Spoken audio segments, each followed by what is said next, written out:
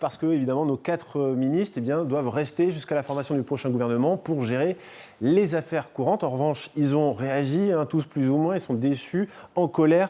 Paul Christophe, par exemple, ministre des Solidarités, qui parle d'un grand gâchis, et il précise le budget que j'ai proposé était en hausse de 4,5 milliards d'euros. Tout ça a été balayé d'un revers de main, même son de cloche du côté de sa ministre déléguée au handicap, Charlotte Parmentier-Lecocq. Et puis il y a des ministres aussi qui se projettent vers la suite. C'est le cas d'Agnès Pannier-Runacher ce matin, qui estime que le prochain gouvernement devra tanguer un peu plus à gauche. Elle fait une proposition assez étonnante.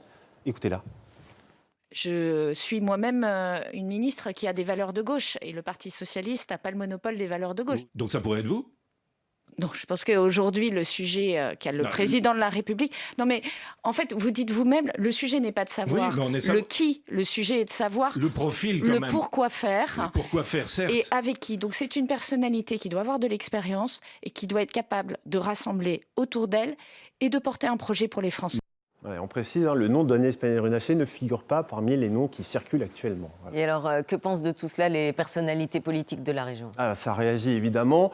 Marine Tondelier, qui est la chef de file des écologistes, elle estime que, elle fait partie de ceux qui pensent que la gauche doit travailler avec les autres partis du Front républicain et pas seulement le NFP. Et puis de son côté, Xavier Bertrand tient pour responsable Marine Le Pen de vouloir déstabiliser, faire démissionner Emmanuel Macron. Il a volé à son secours ce matin, écoutez-le. La cible, c'est Emmanuel Macron. La cible, c'est le chef de l'État. Madame Le Pen, aujourd'hui, elle voudrait que tout s'accélère pour qu'il y ait des élections le plus vite possible et avant la fin du mois de mars, avant la décision sur son jugement. Il n'y a que ça qui compte pour elle. Il n'y a que ça qui compte pour ces gens-là. Leur tête, leurs intérêts.